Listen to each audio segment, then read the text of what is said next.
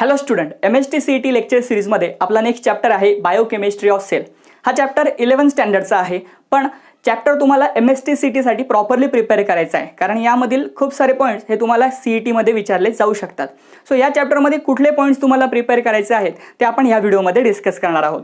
So चॅप्टरमध्ये सगळ्यात अगोदर तुम्हाला सेल्युलर पूलची डेफिनेशन माहिती पाहिजे. The collection of various molecule present inside the cell is known as cellular pool. त्यानंतर तुम्हाला चॅप्टरमध्ये खूप सारे बायोमॉलिक्यूल दिलेले आहेत, कार्बोहायड्रेट, प्रोटीन्स, लिपिड्स. सो हे बायोमॉलिक्यूल्स तुम्हाला प्रॉपरली लर्न करायचे आहेत.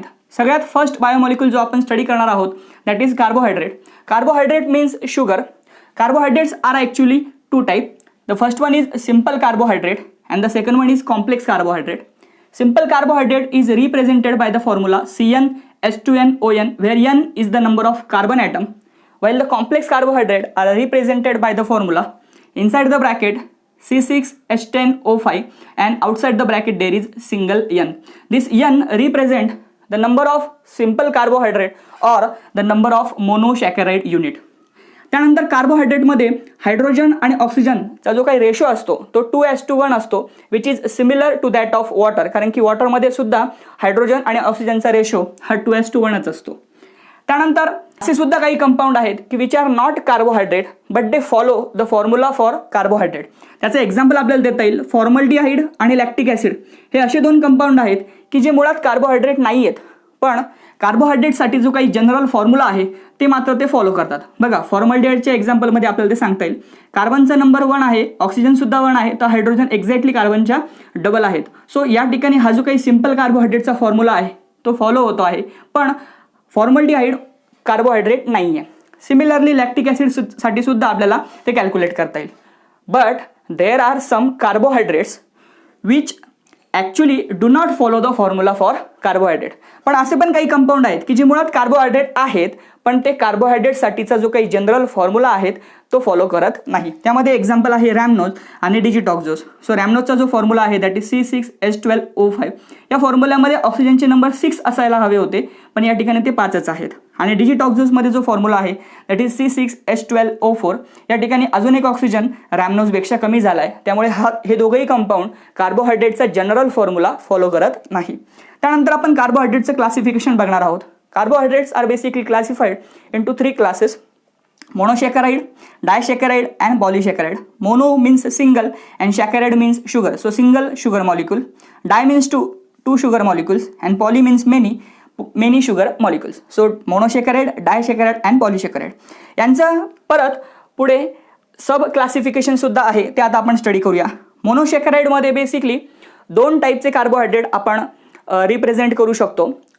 फर्स्ट टाईपमध्ये आपण त्यांच्या फंक्शनल ग्रुपनुसार कार्बोहायड्रेटला क्लासिफाय करतो, तर सेकंड याच्यामध्ये नंबर ऑफ कार्बन ॲटम किती प्रेझेंट आहे त्यानुसार क्लासिफाय करतो. तर फंक्शनल ग्रुपनुसार मोनोसॅकराइडचे 2 क्लासेस आहेत, अल्डोजेज आणि किटोजेज. अल्डोजेज म्हणजे ज्यांच्यामध्ये aldehyde as a functional group असतो, तर किटोजेज म्हणजे ज्यांच्यामध्ये कीटोन हा फंक्शनल ग्रुप म्हणून काम करतो. सो हे झालं फंक्शनल ग्रुपनुसार. आता या ठिकाणी जे काही मी रिप्रेझेंट केलेलं आहे it is according to the number of carbon atom. So first one is trioses. So tri means 3 carbon atom. Then tetroses 4 carbon atom.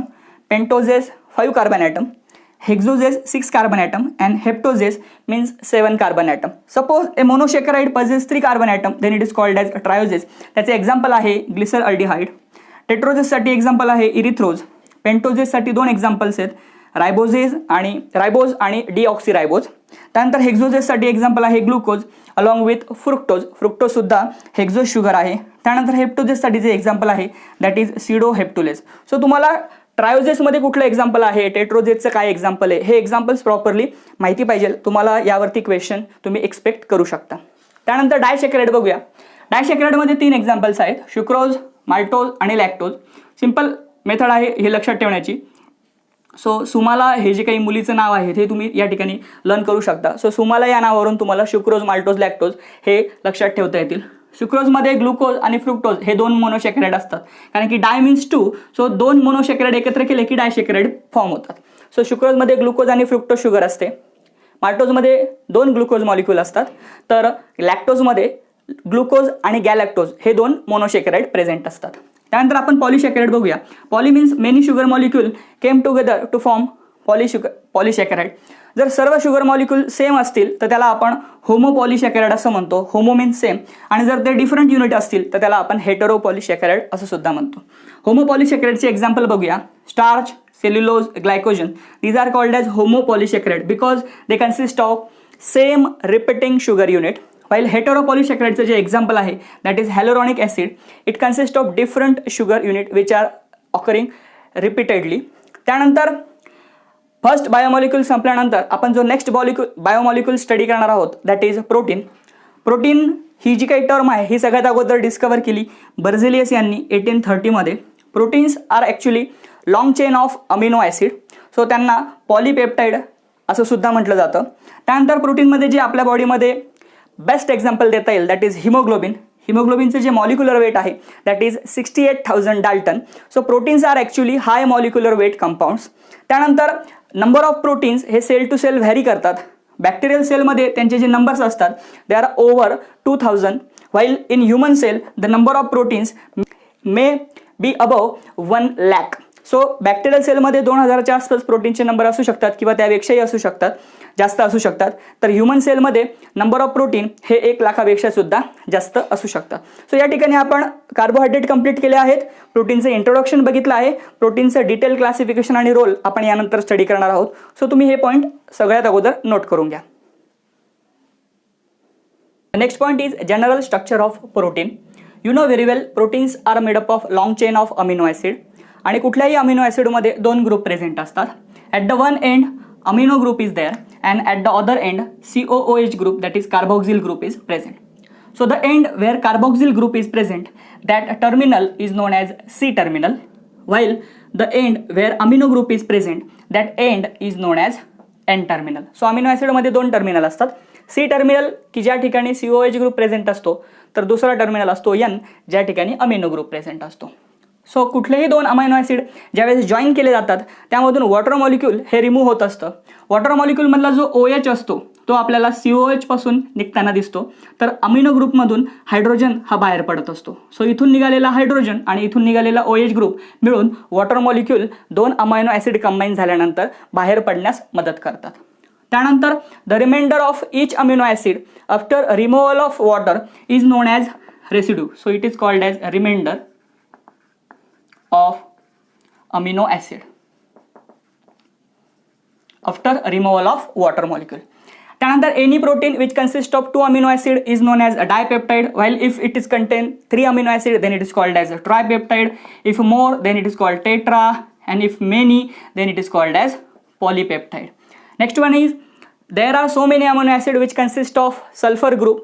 So the example for that amino acid are cysteine and methionine. हे असे 2 amino acid आहेत की ज्यांच्यामध्ये sulphur present असतो. If जर हे 2 amino acid combine होत असतील तर त्यांच्यामध्ये असलेल्या सल्फरमध्ये एक बॉन्ड फॉर्म होतो ज्याला आपण डाय सल्फाइड बॉन्ड असं सुद्धा म्हणतो. सो काही प्रोटीन्समध्ये प्रोटीनची इंटिग्रिटी मेंटेन करण्यासाठी डाय सल्फाइड बॉन्ड सुद्धा प्रेझेंट असतात.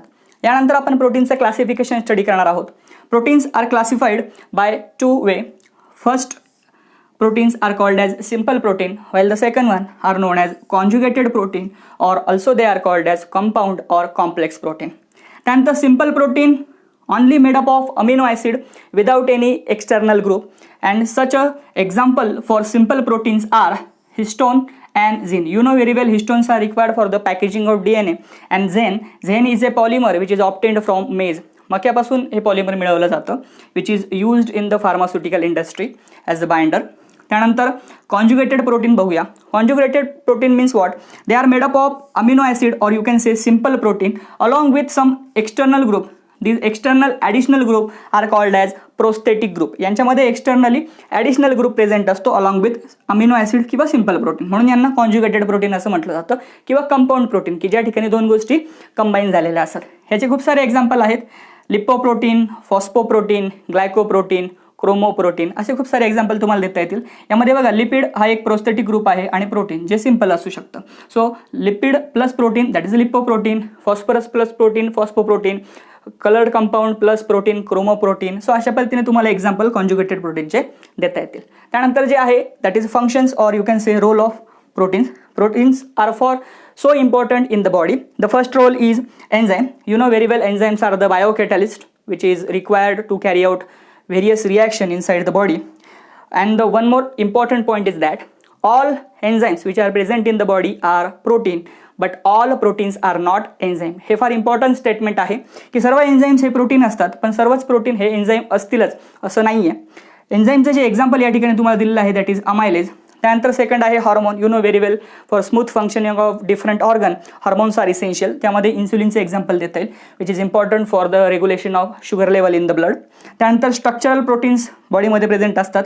त्यामध्ये किरॅटिन नावाचे जे प्रोटीन आहे that is important and which is present in the skin and the nail of our body. तो नेल आणि स्किनची इंटिग्रिटी मेंटेन करण्याचं काम किरॅटिन करतं. त्यानंतर lipoprotein which is the component of cell membrane. So cell membrane तो एक component असतो. So they are essential for formation of structure. That's why they are called structural protein. त्यानंतर नेक्स्ट एक्झाम्पल आहे, next role आहे contractile protein. So this is important for the contraction of muscle. त्यामध्ये जे example आहे that is myosin. Myo means muscle. त्यानंतर बॉडीमध्ये काही असे प्रोटीन आहेत की जे डिफेन्सिव्ह कामं करतात किंवा त्याला डिफेन्सिव्ह प्रोटीन असं सुद्धा म्हटलं जातं. त्यामध्ये AB means antibodies. They are also called as immunoglobulins which are important to fight against antigens. त्यानंतर thrombin. You know very well thrombin is a clotting protein which is important to prevent excessive blood loss. Then the last protein which is important for the transportation of material. That's why these are called transport protein. त्यामध्ये example आहे haemoglobin. This protein is required for the transportation of oxygen across blood. त्यानंतर myoglobin. This protein is responsible for transport of oxygen in the muscles. So हे protein मसल्समध्ये oxygen carry करतं, तर हे जे काही प्रोटीन आहे हे ब्लडमध्ये ऑक्सिजनचा ट्रान्सपोर्ट करत असतो. सो या ठिकाणी आपण प्रोटीनचे सर्व इम्पॉर्टंट पॉईंट्स स्टडी केलेले आहेत. त्यानंतर आपण जो नेक्स्ट बायोमॉलिक्यूल स्टडी करणार आहोत that is lipids. Lipid are the biomolecules which are having oily or greasy consistency. त्यानंतर लिपिड ही टर्म सगळ्यात अगोदर ब्लर या सायंटिस्टने 1943 मध्ये डिस्कवर केली होती. लिपिडचं पण क्लासिफिकेशन आता आपण स्टडी करूया. Lipids are categorised into 3 classes: simple lipid, compound lipid and derived lipid. Let us start with simple lipid first. Simple lipids are nothing but the esters of fatty acids and alcohol. So ester सगळ्यांना माहिती आहे एक functional group आहे. Fatty acid means what? Fatty acid is nothing but the long chain of carbon atoms ending with COOH group. So अशी समजा carbon ॲटमची long chain असेल आणि त्याच्या एंडला जर COOH ग्रुप असेल तर अशा चेनला आपण फॅटी ॲसिड असं सुद्धा म्हणतो. फॅटी ॲसिड हे 2 टाईपचे असतात, सॅच्युरेटेड आणि अनसॅच्युरेटेड. जो लॉंग चेन कार्बन ॲटमची त्याच्यामध्ये जर सिंगल बॉन्ड प्रेझेंट असतील तर त्याला आपण सॅच्युरेटेड फॅटी ॲसिड म्हणतो, आणि जर अल्टरनेट बॉन्ड्स हे डबल किंवा ट्रिपल असतील ज्याला आपण अनसॅच्युरेशन म्हणतो, सो तो अशा फॅटी ॲसिडला आपण अनसॅच्युरेटेड फॅटी ॲसिड म्हणत असतो. त्यानंतर सॅच्युरेटेड फॅटी ॲसिडचे एक्झाम्पल्स कुठले आहेत? Palmitic acid and stearic acid. And unsaturated fatty ॲसिडचे एक्झाम्पल आहेत ओलिक ॲसिड, लिनोलिक ॲसिड, त्यानंतर लिनोलेनिक ॲसिड, त्यानंतर पाल्मिटोलिक ॲसिड. हे एक्झाम्पल तुम्हाला प्रॉपरली लर्न करायचे आहेत. त्यानंतर आपण बघूया compound lipids. Compound lipid are nothing but the simple lipid along with some external groups. त्याचे एक्झाम्पल आहे phospholipid. So in this particular example phosphorus is an external agent while lipid is a simple form. So simple lipid plus external agent or external group, that is phospholipid. त्यानंतर जे last example आहे derived lipids. derived lipids are actually the hydrolytic products of lipids. त्यामध्ये जे 3 classes आहेत ते आपण आता बघणार आहोत. First one is steroid, second one is waxes and third one is carotenoids. Steroid are actually consist of 4 interlocking carbon rings. So याच्यामध्ये तुम्ही जर बघितलं तर हे स्टेरॉइडचं स्ट्रक्चर मी या ठिकाणी ड्रॉ केलेलं आहे. 6 carbon ring, 6 carbon ring, 6 carbon ring and the fourth one is containing 5 carbons. So there are 4 carbon rings. So tetracyclic structure is there, and these all rings are actually interlocked with each other. That's why steroids are consist of 4 tetracyclic interlocked ring. त्यानंतर स्टेरॉइडचे जे best example आहे त्यामध्ये आहे cholesterol. तुम्हाला माहिती आहे cholesterol is important for the synthesis of vitamin D. त्यानंतर bile salt. Bile salt is important for the formation of bile juice, which is required for the emulsification of different lipids which we consume in daily food. त्यानंतर जे next example देता येईल that is hormones. Testosterone and oestrogen जे काही sex hormone आहेत हे सुद्धा actually steroids आहेत. त्यानंतर जे एक्झाम्पल आहे wax. Wax is having greasy consistency. यामध्ये जे ॲनिमलमध्ये फर प्रेझेंट असतात आणि जे फिदर्स असतात त्यांच्यावरती जे कोटिंग असतं ते वॅक्सचं असतं. त्यासोबतच जे लिव्ज असतात, लिव्हचा जो अप्पर सरफेस असतो ट्रान्सपिरेशन अवॉइड करण्यासाठी क्युटिकल ज्याला म्हटलं जातं त्या ठिकाणी सुद्धा वॅक्सचा एक थीन लेअर प्रेझेंट असतो. त्यामुळे पाणी झाडांच्या पानावरती पडलं की असं खाली गोरंगळून जातं. त्यानंतर जे एक्झाम्पल आहे दॅट इज carotenoids.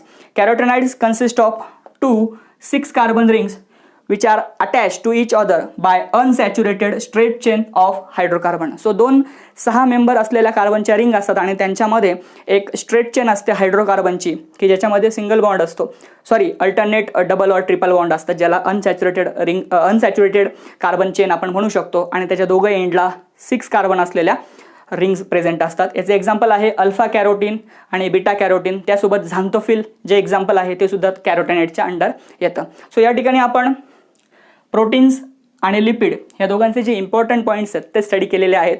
रिमेनिंग जे बायोमॉलिक्युल्स आहे ते यानंतर आपण स्टडी करणार आहोत. सो तुम्ही हे पॉईंट नोट करून घ्या.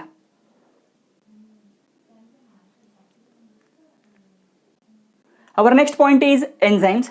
Enzymes are biocatalysts which are required for accelerating the rate of different biochemical reaction inside the body. As well, they never participate in the reaction and get separate at the end of reaction.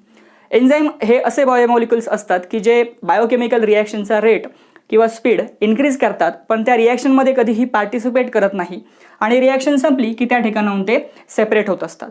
Enzyme term was first time discovered by the scientist William कून in the year 1878. तर J.B. Sumner या सायंटिस्टने 1926मध्ये युरिएज नावाचा enzyme हा jack bin एक्स्ट्रॅक्टपासून सगळ्यात अगोदर isolate केला होता. यानंतर एन्झाईमची जी मेकॅनिझम ऑफ ॲक्शन आहे ती आपण आता स्टडी करणार आहोत. Enzymes are actually larger than that of the substrate. So substrate आणि एन्झाईममध्ये एन्झाईम हा लार्जर असतो तर सबस्ट्रेट हा स्मॉलर असतो. You can consider it as a lock and की ऑल्सो. सो सबस्ट्रेट या ठिकाणी कीचं काम करणार आहे तर एन्झाईम हे लॉक म्हणून काम करतं. So their action is just like a lock and key. एन्झाईमच्या ॲक्टिव्ह साईटवर ही जी काही साईट आहे याला ॲक्टिव्ह साईट असं म्हटलं जातं की ज्या ठिकाणी जाऊन सबस्ट्रेट बाइंड होतो. सबस्ट्रेट बाइंड झाल्यानंतर तिथे एन्झाईम सबस्ट्रेट कॉम्प्लेक्स फॉर्म होतो आणि हा कॉम्प्लेक्स इम्पॉर्टंट असतो प्रॉडक्टच्या फॉर्मेशनसाठी. प्रॉडक्ट फॉर्म झाल्यानंतर या रिॲक्शनमध्ये जो एन्झाईम यूज केलेला असतो तो सेपरेट होऊन जातो. सो आपण जे आत्ताच डिस्कस केलं आहे की एन्झाईम्स हे फक्त रिॲक्शनचा रेट इन्क्रीज करतात आणि प्रॉडक्ट फॉर्म झाल्यानंतर त्या रिॲक्शनमधून ते सेपरेट आउट होतात. एन्झाईमचं क्लासिफिकेशन सुद्धा CETसाठी फार इम्पॉर्टंट आहे. त्यामध्ये 6 क्लासेस या ठिकाणी मी मेन्शन केलेले आहेत की जे तुमच्या टेक्स्टबुकमध्ये दिलेले आहेत. त्यामध्ये फर्स्ट आहे oxido reductase. These are important for catalysing oxidation reduction reaction. त्याचं एक्झाम्पल आहे NAD ऑक्सिडो रिडक्टेज. त्यानंतर सेकंड आहे transferases. Transferases are the enzyme which are required for the transfer of chemical group between 2 molecule. त्याचं example आहे hexokinase and transaminase. त्यानंतर third आहे hydrolases. These enzymes are important for hydrolytic reaction as well as hydrolysis of different molecules. त्यामध्ये choline esterase आणि alkaline phosphatase हे example आपल्याला देता येतील. त्यानंतर जे नेक्स्ट आहे that is lyases. These enzymes are required for hydrolytic cleavage. So hydrolytic cleavage ज्या रिॲक्शन्समध्ये इन्व्हॉल्ड असतं त्या ठिकाणी लायझेस नावाचा एन्झाईम हा यूज केला जातो. सो अल्डोजेज, फ्युमरेज हे त्याचे एक्झाम्पल्स आहेत. नेक्स्ट क्लास आहे आयसोमरेजेस. नावच सांगतं की these class of enzyme are required for isomerisation reaction. ज्या ठिकाणी आयसोमर फॉर्म होतात अशा रिॲक्शनमध्ये आयसोमरेजेस क्लास असलेले एन्झाईम्स यूज केले जातात. त्याचे एक्झाम्पल आहे फॉस्फो हेक्झोज आयसोमरेज. त्यानंतर लास्ट क्लास आहे लायगेजेस. These enzymes are important for joining of 2 different groups or 2 molecules. ज्या ठिकाणी 2 मॉलिक्यूल जोडायचे असतात, जॉईनिंग रिॲक्शन करायची असते त्या ठिकाणी लायगेजेस क्लास असलेले एन्झाईम हे यूज केले जातात. त्याचे एक्झाम्पल आपल्याला देता येईल सक्सिनेट, थायोकायनेज आणि DNA लायगेज जे आपण बायोटेक्नॉलॉजी चॅप्टरमध्ये स्टडी केलं होतं. सो हे क्लासेस लक्षात ठेवण्यासाठी एक सिंपल शॉर्ट फॉर्म आहे दॅट इज ऑथलिन. सो शॉर्ट फॉर्म जर तुम्ही लक्षात ठेवला तर तुमचे हे 6 क्लास त्या ठिकाणी पाठ होऊ शकतात. Oxido reductase, transferases, hydrolases, lyases, isomerases and ligases. Along with their classes त्यांचे जे एक्झाम्पल्स आहेत ते सुद्धा इम्पॉर्टंट आहेत, ते तुम्हाला प्रिपेअर करावे लागणार आहेत. त्यानंतर जो नेक्स्ट पार्ट आपण स्टडी करणार आहोत that is the different factors which are affecting the rate of reaction or you can say the activity of enzyme. त्यामध्ये फर्स्ट फॅक्टर आहे that is temperature. Most of the enzymes show their maximum action at optimum temperature that is 40 degrees Celsius. पण हे temperature जेव्हा increase होतं and it goes up to 60 degree Celsius एवढ्या higher टेम्परेचरला एन्झाईमचं हे डिनॅच्युरेशन होत असतं आणि त्या ठिकाणी एन्झाईमची ॲक्टिव्हिटी ही लॉस होते किंवा डिक्रीज होते. ॲज वेल जर हे टेम्परेचर आपण कमी केलं म्हणजे 40पासून जर आपण निगेटिव्ह साईडकडे जर आपण टेम्परेचर लोअर डाऊन केलं तर त्या केसमध्ये सुद्धा एन्झाईमची ॲक्टिव्हिटी ही लॉस होत जाते. पण ती पूर्णपणे कम्प्लिटली लॉस होत नाही, ज्यावेळेस एन्झाईम पुन्हा ऑप्टिमम टेम्परेचर रिगेन करतो त्यावेळेस त्याची ॲक्टिव्हिटी पुन्हा शो व्हायला सुरुवात होते. नेक्स्ट फॅक्टर आहे पीएच. पीएचचा सुद्धा एन्झाईमच्या ॲक्टिव्हिटीवरती खूप सारा फरक पडत असतो. Most of the enzymes work better at neutral pH, while acidic आणि बेसिक पीएचला त्यांचं डिनॅच्युरेशन होताना आपल्याला दिसतं. त्यानंतर नेक्स्ट आहे सबस्ट्रेट कॉन्सन्ट्रेशन. सबस्ट्रेट कॉन्सन्ट्रेशन आणि एन्झाईमची ॲक्टिव्हिटी यांचं रिलेशनशिप हे लिनियर असतं अप टू सर्टन एक्सटेंट. पण जर सबस्ट्रेट कॉन्सन्ट्रेशन हे फारच वाढलं तर त्या ठिकाणी एन्झाईमची ॲक्टिव्हिटी ही नंतर लिनियरली इन्क्रीज होत नाही. That's why substrate concentration has an important role affecting the enzyme activity. Next point आहे inhibitor. The chemical substance which inhibit the activity of enzyme are known as inhibitor. Inhibitor are of two type, competitive inhibitor and non-competitive inhibitor. Competitive inhibitor मध्ये substrate आणि inhibitor या दोघांचं structure हे similar असतं, त्यामुळे ते दोघंही एन्झाईमवरती जी ॲक्टिव्ह साईट असते तिला बाइंड करण्यासाठी कॉम्पिटिशन करतात. म्हणून अशा टाईपच्या इनिबिशनला आपण कॉम्पिटिटिव्ह इनिबिशन असं म्हणतो. तर सेकंड जे आहे नॉन कॉम्पिटिटिव्ह इनिबिशन, ज्यामध्ये सबस्ट्रेट आणि इनिबिटर या दोघांचं स्ट्रक्चर हे डिसिमिलर असतं किंवा डिफरंट असतं, त्यामुळे ते कम्पीट करत नाही, म्हणून त्यांना नॉन कॉम्पिटिटिव्ह इनिबिशन असं सुद्धा म्हटलं जातं. त्यामध्ये जे बेस्ट एक्झाम्पल आहे that is cyanide poison. Cyanide poison एन्झाईमच्या ॲक्टिव्ह साईटला कधीच बाइंड होत नाही. एन्झाईमवरती जी एक्स्ट्रा साईट बाइंडिंगसाठी अवेलेबल असते त्या ठिकाणी जाऊन सायनाइड हे एन्झाईमची ॲक्शन अपोज करत असतो किंवा त्याची ॲक्टिव्हिटी कम्प्लिटली स्टॉप करत असतो.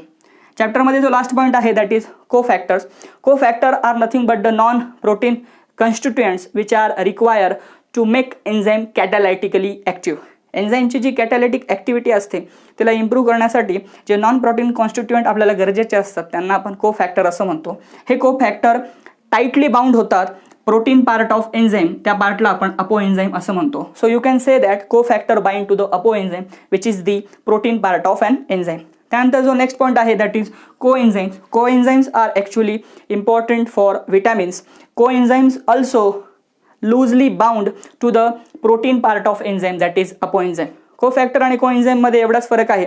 कोफॅक्टर अपो एन्झाईमला टाईटली बाउंड होतात तर कोएन्झाईम हे लूजली बाइंड होतात. या ठिकाणी जी दोन कोएन्झाईम मी मेन्शन केलेले आहेत NAD that is nicotinamide adenine dinucleotide आणि NADP that is nicotinamide adenine dinucleotide phosphate. So these are the coenzyme for vitamin niacin. Vitamin जे नियासिन आहे दॅट इज B3 या दोघांचे ते कोएन्झाईम आहेत. सो अशा पद्धतीने या चॅप्टरचे आपण ऑलमोस्ट सर्व पॉईंट्स कव्हर केलेले आहेत. फक्त जो मध्ये एक पॉईंट होता दॅट इज न्यूक्लिक ॲसिड, त्यामध्ये DNA आणि RNA मी तो स्किप केला आहे. त्याचं कारण असं आहे की तो पॉईंट मी ऑलरेडी जो आपल्या 12th चॅप्टर आहे gene its nature expression and regulation त्यामध्ये तो मी प्रॉपरली एक्सप्लेन केलेला आहे. सिमिलर पॉईंट्स या ठिकाणी होते त्यामुळे तो पार्ट या ठिकाणी मी स्किप केलेला आहे. तुम्हाला तो जर रेफर करायचा असेल तर तुम्हाला gene its nature expression and रेग्युलेशनचा व्हिडिओ बघावा लागेल. त्यासोबतच या चॅप्टरचे जे काही इम्पॉर्टंट पॉईंट्स होते मी या व्हिडिओमध्ये कव्हर केलेले आहेत. हा चॅप्टर तुम्ही प्रॉपरली प्रिपेअर करा, कारण की 11चा पोर्शन हा सुद्धा तुम्हाला MST CET साठी स्कोर करायचा असेल तर इम्पॉर्टंट ठरणार आहे. सो हे पॉईंट तुम्ही नोट करून घ्या.